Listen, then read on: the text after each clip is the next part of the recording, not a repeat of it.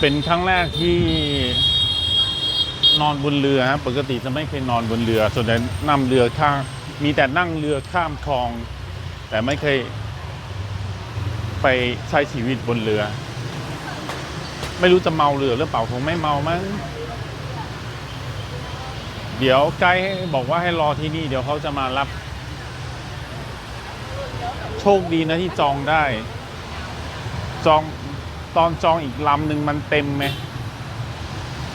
ก็เลยมาเจอเจ้านี้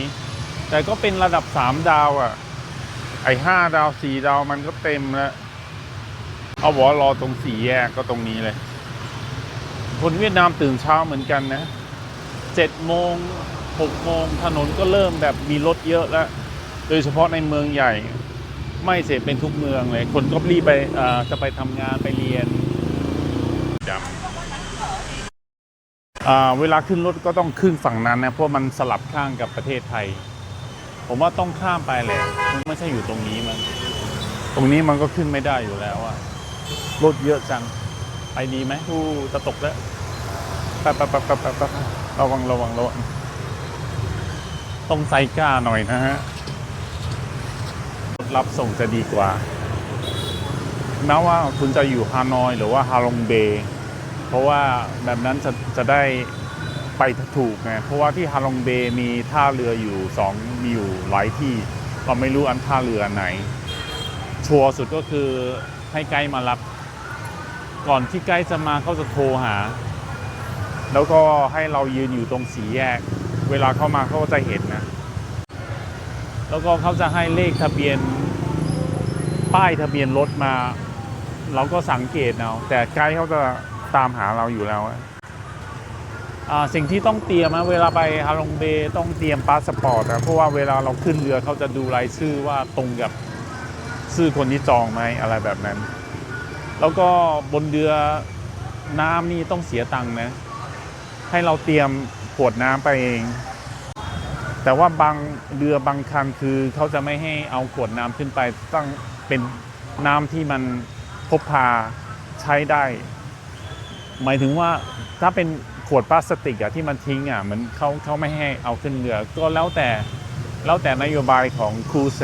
แต่ว่าเรือที่ผมขึ้นก็ไม่แน่ใจเหมือนกันผมก็ซื้อเผื่อไว้มาเลย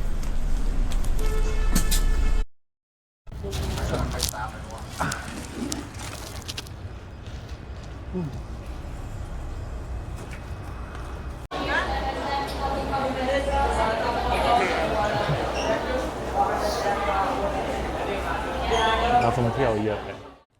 ระหว่างทางที่จะไปฮาลงเบย์ก็คือทางรถก็คือจะให้เราลงไปเข้าห้องน้ำนะครับแต่จริงแล้วสถานที่นี้ก็คือเป็นศูนย์การค้าขายพวกไข่มุกเนื่องจากค่ายฮาลงเบย์เป็นแหล่งผลิตพวกไข่มุกจากทะเลก็คือเขาจะมีฟาร์มอยู่ตรงนั้นเลยก็คือที่นี่จะขึ้นชื่อเรื่องพวกเครื่องประดิษฐ์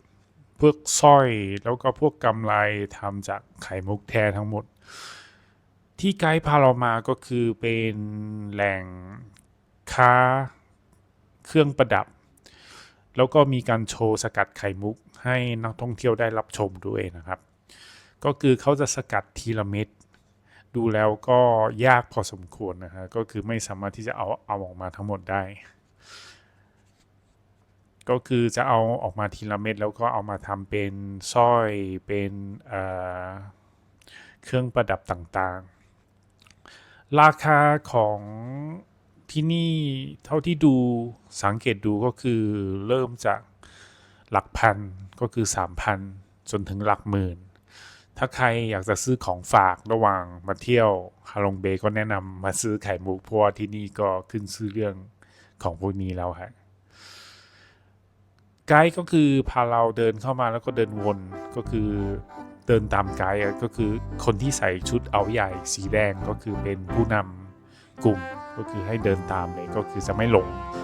ข้างในก็ค่อนข้างจะกว้างจะใหญ่มากเลยนะครับแล้วก็ส่วนใหญ่คนที่มาก็คือจะเป็นนักท่องเที่ยวชาวต่างชาติซะมากกว่าเท่าที่สังเกตจะไม่มีนักท่องเที่ยวชาวเวียดนามนะครับ พวกชาวเวียดนามอาจจะดูราคาละไปซื้อมีแหล่งซื้อขายที่มันราคาถูกกว่าก็เลยไม่มาที่นี่ส่วนที่นี่ก็เป็นที่รวบรวมสินค้าต่างๆจากหลากหลายประเทศนะไม่ใช่สินค้าที่ผลิตในประเทศเวียดนามก็ส่วนใหญ่มาจากเกาหลีไทยจีนญี่ปุ่นราคาจะแพงกว่าข้างนอกเยอะมากถ้าใครอยากจะซื้อขนมหรือว่าของฝากก็ไม่แนะนำให้มาซื้อที่นี่นะฮะถ้าใครอยากซื้อก็ได้ ก็ขึ้นอยู่กับราคาก็จะแพงเท่าที่สำรวจดูแล้วโอเคหลังจากนั้นเราก็ถึงที่ฮาลงเบย์แล้วนะครับบนรถก็คือจะมีอยู่2กลุ่มแรกก็คือคนที่มาเช้าเย็นกลับกลุ่มที่2ก็คือมาค้างส่วนผมนี่ก็คือมาค้าง1คืนก็คือมา2วัน1คืนแต่ว่าจะค้างบนเรือนะฮะนี่ก็คือมารอไกด์มารับเป็นห้องรับแขกนะฮะมีแอร์มีห้องน้ำทุกอย่างครบไม่ต้องห่วงยกเว้นร้านค้าไม่มีคนขายของแถวนี้นะฮะก็คือจะเข้ามานั่งรอในนี้ก็รอไม่นานนะฮะไกด์ก็มารับพวกเราแต่ในกลุ่มเราเท่าที่ดูวันนั้นที่ผมไปก็คือมี8ท่านก็เป็นคนต่างชาติหมดเลยนะฮะไม่มีคนเวียดนามหรือว่าคนไทยที่ไปด้วยคนที่ใส่หมวกสีแดงก็คือเป็นไกด์ของเราเองที่จริงแล้วก็คือเรือจะจอดอยู่รออยู่ข้างนอกนะฮะก็คือรอเรือพร้อมทุกอย่างไกด์ก็คือจะพาทุกคนไปขึ้นเรือที่อยู่ด้านนอกแต่โชคดีวันนั้นที่ผมไปก็เป็นช่วงที่จะมีพายุแต่ว่าวันนั้นคือฝนไม่ได้ตกแต่สภาพอากาศไม่ค่อยแจ่มใสเท่าไหร่ไม่มีพระอาทิตย์ก็คือไม่ค่อยร้อนแต่จริงก็ร้อนอับอ้าวแต่ไม่มีแสงแดดที่นี่ก็เป็นสถานที่จอดเรือนะฮะมารับผู้โดยสารที่จะขึ้นเรือส่วนไหนก็เป็นเรือที่ไม่ได้ใหญ่มากเพราะว่าที่นี่จะมีหลายท่าเรือมีท่าเล็กท่าใหญ่ส่วนท่าเรือที่ผมมาน่าจะเป็นส่วนย่อยนะก็คือเรือไม่ได้ใหญ่มากก็คือสามารถจอดรับที่นี่แต่ว่าถ้ามาเองผมว่ามันก็หายากนะเพราะว่ามันจะมีอยู่หลายที่พอสมควรนะแต่ถ้าใครอยากจะมาก็แนะนำให้มากับทัวร์จะดีกว่าจะมีคนนำถ้ามาเองก็หลงแน่นอน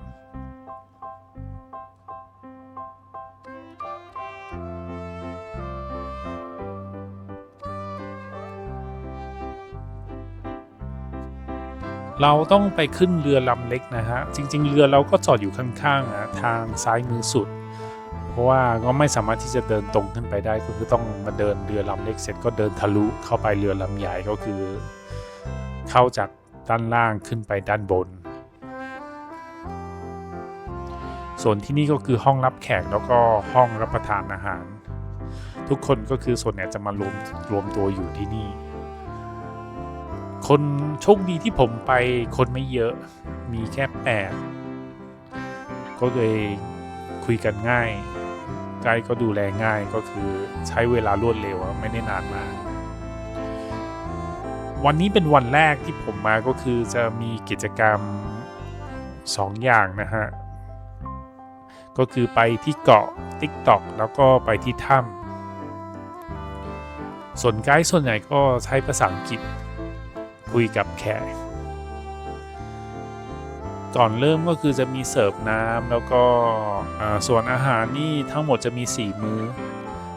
วันที่เราไปจะมีอาหารกลางวันอาหารเย็นแล้วก็อีกวันหนึ่งก็คืออาหารเช้ากับอาหารเที่ยงเรือออกไปถึงฮาลงเบย์ประมาณ2ชั่วโมงก็ส่วนใหญ่ก็คือจะอยู่ในห้องเดี๋ยวผมก็พาไปดูห้องนะหลังจากที่ได้รับกุญแจจากไกด์ไม่ได้มีแค่เรือเรานะครับมีหลาย10ลำไปฮาลงเบย์พร้อมกันห้องผมจะอยู่ชั้นล่างนะครับเรือนี้จะมีอยู่3ชั้นมีชั้นล่างชั้น2แล้วก็ดาดฟ้าก็เรือไม่ได้ใหญ่มากเท่าที่สังเกตดูจะมีอยู่10ห้องนี่ผมพักคนเดียวนะครับเท่าที่ดูห้องใช้ได้เลยครับ เป็นห้องส่วนตัวนะฮะไม่ได้ล้อมไม่ได้นอนรวมกับผู้อื่นห้องน้ำก็หรูหรามากสวยมากมีน้ำร้อนมีแอร์มีพัดลมมีครบทุกอย่างแต่ว่าแอร์จะเปิด5 โมงเย็นเป็นต้นไปแต่ว่ากลางวันก็คือจะไม่มีแอร์ปกติเรือนี่คือเขาจะให้จอง2 คนขึ้นไปแต่โชคดีก็มีบางลำที่ให้จอง1 คนขึ้นไปนะฮะอย่างเรือของคอซี่ครูใช่ไหมคอซี่เบย์หรือเปล่าจำไม่ได้เดี๋ยวต้องไปดูอีกทีนะแต่ว่าเรือ4 ดาว5 ดาว6 ดาวนี่ก็คือจะเต็มนะส่วนไหนก็คือทัวร์เขาจองเป็นเหมากรุ๊ปเลยส่วนที่ผมจองคือ3 ดาวนี่ก็คืออาหารเที่ยงนะครับ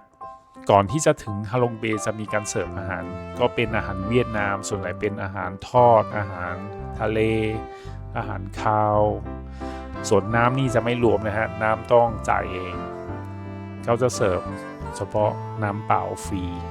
น้ำเปล่าจะมีอยู่ในห้องให้มา2 ขวดส่วนนี้ก็คือดาดฟ้าตอนกลางคืนทุกคนจะมานั่งตรงดาดฟ้าเขาส่วนนี้กำลังจะไปจุดหมายไปทางที่แรกนะฮะก็คือเกาะติ๊กต็อกเขาออกเสียงว่าติ๊กต็อกทำไมเขาตั้งชื่อว่าเป็นเกาะติ๊กต็อกเพราะว่ามีชาวฝรั่งเศสคนหนึ่งมาที่เกาะชื่อว่าติ๊กต็อกชอบมากบอกว่าสวยมากเขาตั้งชื่อเป็นเกาะติ๊กต็อก แต่ว่าเรือลำใหญ่ที่เรานั่งไม่สามารถที่จะไปจอดเทียบฝั่งได้ก็คือต้องใช้เรือลำเล็กเวลาไปถึงไกด์ก็คือจะไปซื้อบัตรมาให้เวลาเข้าต้องซื้อบัตรนะฮะไม่ได้เข้าฟรีก็แนะนำให้ไปกับเป็นกรุ๊ปทัวร์จะดีกว่าคือจะมีคนจัดการให้ทุกอย่างนะไม่งั้นไปคนเดียวนี่งงโอเคแล้วก็เราก็ต้องปีนไปขึ้นบนเขานะฮะจะมีประมาณ100 กว่าขั้นจำไม่ได้มีกี่ขั้นนะมีประมาณ700 ขั้นใช่ไหมตามที่ไกด์บอกขึ้นไปประมาณ20 นาทีนี่ครึ่งทางเองนะฮะไม่ได้สูงสุดครึ่งทางก็ได้เห็นวิวสวยแล้วก็ต้องปีนขึ้นไปอีกนี่บนสุดแล้วขึ้นไปทำไมก็คือขึ้นไปดูวิวของหาดฮาลงเบย์แล้วก็ดูเรือที่จอดแช่อยู่ตรงนี้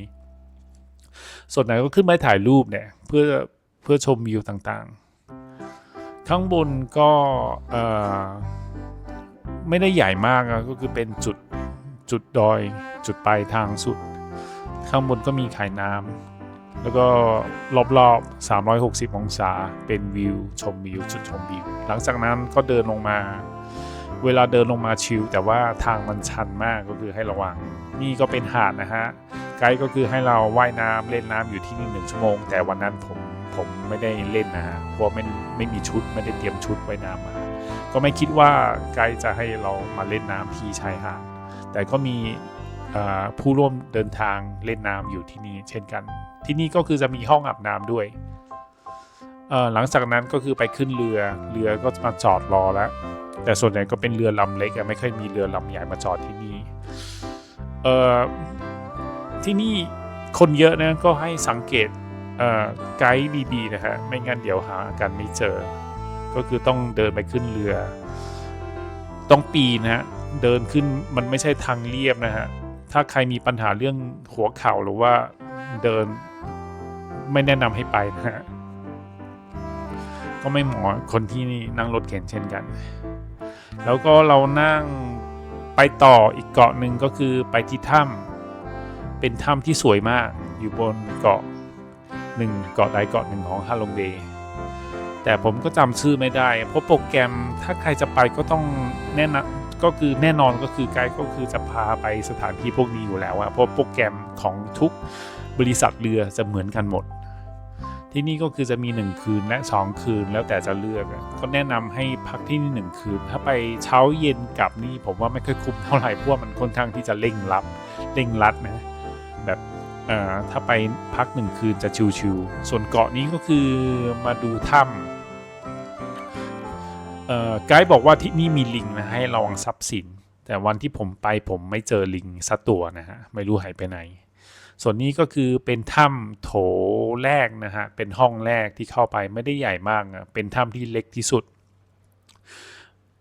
ที่นี่ผมไม่ได้ฟังไกด์เล่าประวัติอะไรนะฮะเขาเล่าแต่ผม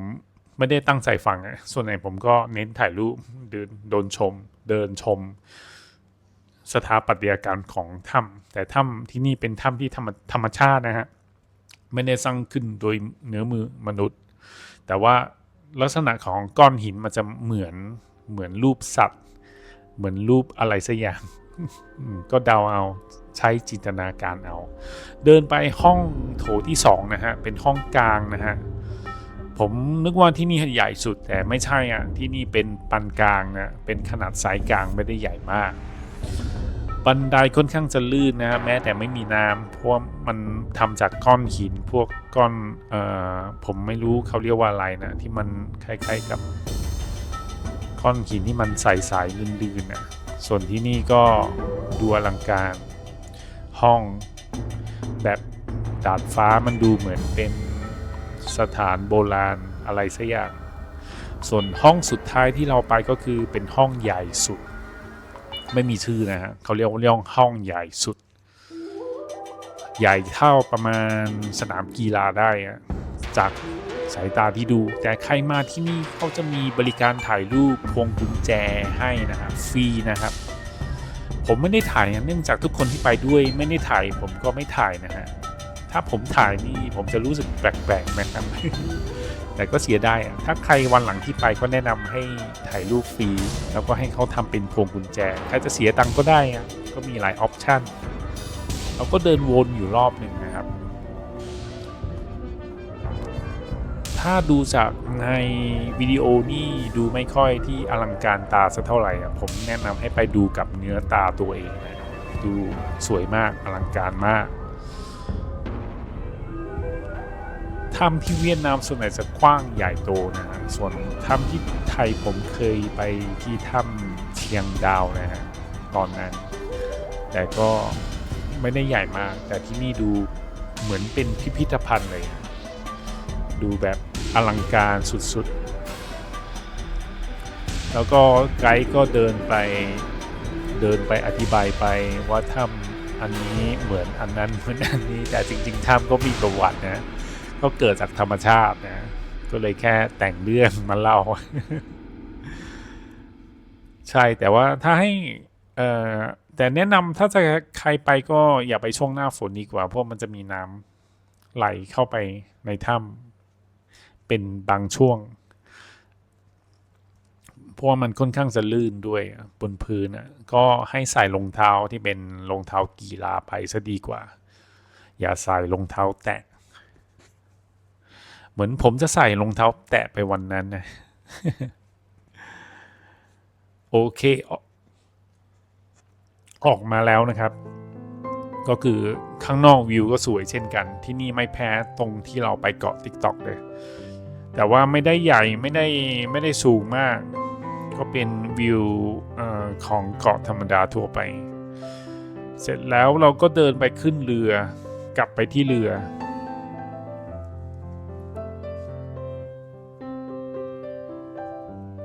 แต่เดินลงมาก็บันไดไม่ได้ชันมากก็เดินไม่กี่ก้าวเองแต่เวลาเดินขึ้นไปก็ไม่ได้สูงมากนะฮะแต่จริงเวลาเที่ยวนี่ผมเกลียดที่สุดก็คือไปขึ้นเขาโคตรจะเหนื่อยเลยเหนื่อยกว่าไปวิ่งซะอีกแต่ยอมรับว่าที่นี่สวยจริงๆฮะเกาะฮาลงเบย์โอเคกลับไปที่เรือแล้วนะฮะน่าจะเป็นทริปสุดท้ายของวันนี้ส่วนตอนเย็นผมไม่ได้ถ่ายคลิปไว้นะฮะตอนเย็นเราทำอะไรก็คือกินอาหารเหมือนจะมีสอนทำซูชิตอนเย็นมีร้องคาราโอเกะแล้วก็มีตกปลาตอนประมาณ1 ทุ่ม2 ทุ่มหรือว่า3 ทุ่มนี่แหละก็มีกิจกรรมหลากหลายหรือว่าจะไปนอนบนดาดฟ้าก็ได้ดูดาวได้บรรยากาศอีกแบบโอเคมาถึงวันที่2แล้วนะครับวันที่2ฝนตกพอดีเลยเพราะว่ามีกิจกรรมตอน8 โมงผมก็เลยต้องตื่นตอน7 โมงเช้านะฮะตื่นมาทีฝนนี่ตกช่ำเลยแต่ก็ ไม่ได้ยกเลิกกิจกรรมนะฮะก็ยังไปตามที่แพลนไว้ก็นอนสบายนะครับที่นี่ไม่ได้ร้อนไม่ได้หนาวแล้วก็ไม่มียุงด้วยฮะรู้สึกหลับสบายเลยเพราะว่าตอนกลางคืนเรือนี่จะจอดแช่ตลอดเลยนะฮะไม่ได้ขยับเลยไม่ได้มีแค่เรือลำเดียวของมีหลาย10 ลำ20 ลำมั้งวันนั้นมี20 ลำจอดอยู่กลางคืนแล้วก็มีแสงสีไฟดูสวยถ้ามีโอกาสจะไปที่นั่นแน่นอนโอเคนี่ไงฝนตกยิ่งตกยิ่งหนักเลยก็รอไกด์เรียกนะฮะไปขึ้นเรือแล้วก็ไปพายเรือคายัคน่าจะเป็นกิจกรรมที่ผมชอบที่สุดละของทริปนี้แต่อย่าพลาดนะทุกคนไม่ว่าจะมาเที่ยวเช้าเย็นกลับหรือว่ามาค้าง1 คืน 2 คืนก็มีกิจกรรมคายัคตอนที่ผมไปผมไม่รู้ว่าต้องใส่ชุดว่ายน้ำผมก็เลยไม่ได้เตรียมมา ผมใส่เสื้อยืดกางเกงไป ก็เลยดูแปลกตาแต่ถ้าใครมาฮอลลงเบย์ก็ให้เตรียมชุดว่ายน้ำมาเพราะว่ายังไงก็ต้องโดนน้ำอยู่แล้วภารกิจไม่ได้ล้มเลิกนะฮะก็คือนั่งเรือพาเรามาตรงที่ท่าเขาเรียกว่าอะไรนะตรงโป๊ะใช่ไหมตรงที่จอดเรือก็คือไม่มีกลุ่มทัวร์อื่นไหมมีเฉพาะกลุ่มเราโชคดีมากเลยก็กลุ่มเราไปแค่ประมาณ5 คนรวมทั้งผมด้วยผมก็เลยพายเรือคู่กับหนุ่มฝรั่งเศสไปพายเรือพร้อมกันแต่ฝนก็ยังตกเรื่อยๆนะฮะไม่ได้เป็นอุปสรรครู้สึกสนุกดีมากเลยถ้าใครกลัวจระเข้กลัวปลาฉลามไม่ต้องห่วงนะครับที่นี่ไม่มีปลาฉลามไม่มีปลาแม้แต่ตัวเดียวให้เห็นแต่น่าเสียดายนะที่นี่สวยนะแต่ผมเห็นขยะเต็มเลยขยะจากคนทิ้งจากบนเรือหรือว่าจากแม่ค้าที่มาขายของขนาดมีปลากระป๋องที่ยังไม่ได้เปิดลอยอยู่บนน้ำแต่น้ำที่นี่ดูแล้วก็ใสนะไม่ได้สกปรกเลยก็มีพายเรือไปดูเกาะต่างๆฝนก็ตกของมันไปเรื่อยๆแต่ก็โชคดีนะวันนั้นที่ผมไปมันไม่มีแดดถ้ามีแดดนี่ตัวดำเลย ถ้าใครมาคนเดียวก็มาพายเหมือนพี่คนนี้ได้นะฮะหรือว่าจะพายกัน2 คนก็ได้นะถ้าใครมาเป็นคู่นั่งได้สูงสุดก็2 คนเนี่ยส่วนน้ำก็ใสสะอาดมันสนุกมากเลยความรู้สึกบอกไม่ถูกเป็นครั้งแรกในชีวิตที่มาพายเรือคายัคที่เกาะฮาลงเบย์ก็คือเหมือนรู้สึกได้พายแบบอิสระจะไปตรงไหนก็ไปตรงนั้นก็คือรอบที่เราแต่ว่าจะไม่ห่างจากจุดที่เราขึ้นเรือที่นี่เขาเรียกว่าโรงงานไข่มุกก็คือคนที่มาเก็บไข่มุกที่นี่เขาเรียกว่าเก็บหอยหรือเปล่าว่ามาล่าหอยแถวนี้เนี่ยเราก็เลยไปดูที่เขาเก็บหอยจากใต้ทะเลอันนี้นะครับก็คือโรงงานของเขาที่มาเก็บหอยเพื่อเอาไปผลิตเป็นไข่มุกที่มาสกัดจากปากของมันเนี่ยนี่ก็คือเขาจะแขวนตาไข่ไว้ตรงนั้นเสร็จก็เวลาดึงขึ้นมานี่หอยเพียบเลยผมก็ไม่รู้เขาจับกันยังไงนะเหมือนหอยมันมาติดเองหรือเปล่าหรือว่าข้างล่างมันจะมีอุปกรณ์อะไรที่มันสามารถที่จะจับหอยได้ก็มาดูวิธีการจับแล้วก็เอาไปทำความสะอาดหลังจากนั้นก็เอาไปส่งไปตรงที่เราไปตรงที่เขาขายพวกไข่มุกพวกนั้นใช่ผมน่ากำไรค่อนข้างจะงามมากเลยก็คือทุกวันก็คือคนงานก็คือต้องมาเก็บหอยแถวนี้เท่าที่ดูก็มันดูเรียบง่ายดีนะแต่ที่นี่จะไม่มีไฟหมายถึงว่าไม่มีไฟฟ้าส่วนใหญ่เขาใช้เครื่องปั่นไฟเอาตอนแรกก็เข้าใจว่าเป็นประมงแต่ไม่ใช่เป็นที่เก็บหอย ส่วนเราก็พายเรือจนเหนื่อยแล้วก็มาพักผ่อนอยู่ตรงกลางทะเลสาบแต่โชคดีฮะก็คือวันนั้นไปคนไม่เยอะก็เลยได้ซึมซับบรรยากาศได้สัมผัสประสบการณ์แปลกใหม่แล้วก็ได้ชมวิวไปด้วยเหมือนมาออกกำลังกายอ่ะก็เหนื่อยมากเลยเวลาพายเรือ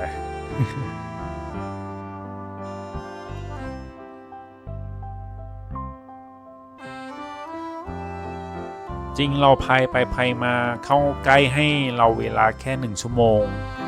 แต่ว่าเราก็ใช้เวลาเกินไป5 นาทีอะ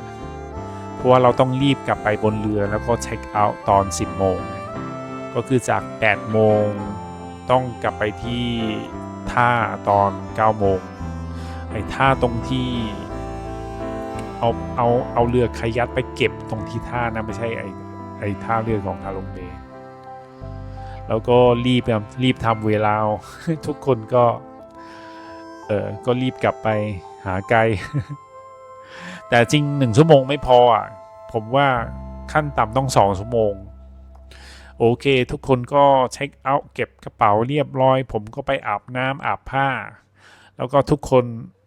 มารวมตัวกันกินอาหารเช้าก็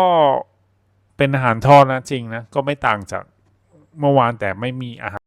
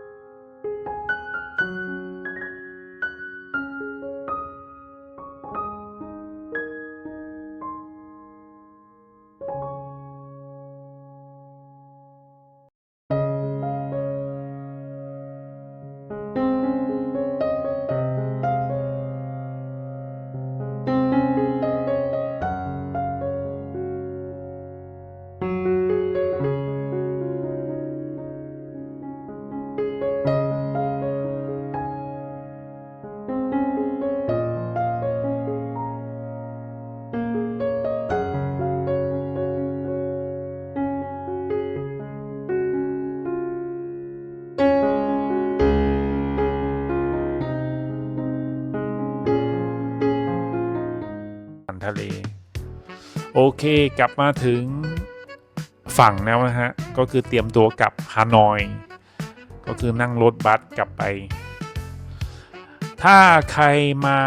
ฮานอยผมแนะนำให้มาเที่ยวฮาลงเบย์มาพักอย่างน้อย1 คืนนะฮะจะได้สัมผัสความประสบการณ์แปลกใหม่ของที่นี่สวยมากเลยอะยอมรับว่าฮาลงเบย์สวยมากเลยขากลับนี่คนไม่ได้เต็มรถนะฮะก็คือประมาณเต็มแค่ครึ่งคันเองก็เลยนั่งสบายเลยระหว่างทางกลับไปฮานอยก็พาเราไปโรงงานดูท่อไอ้พวกไหมผลิตผ้าไหมจากพวกหนอนไหมพวกนี้ผมไม่รู้เขาเรียกอะไรนะเรียกว่าหนอนผ้าไหมแล้วก็มีสาธิตกันสินค้าต่างๆว่าประสิทธิภาพมันเป็นยังไงก็แน่นอนนะเพราะว่าไอเรือฮาลงเบย์ผมจองมาราคาค่อนข้างจะถูกนะก็เลยต้องพาเราไปที่พวกนั้นราคาที่ผมจองผมได้ 3,700 จริงๆเขาขาย 4,200 เพราะผมได้ส่วนลดมาจองโอเคถึงแล้วนะคะฮานอย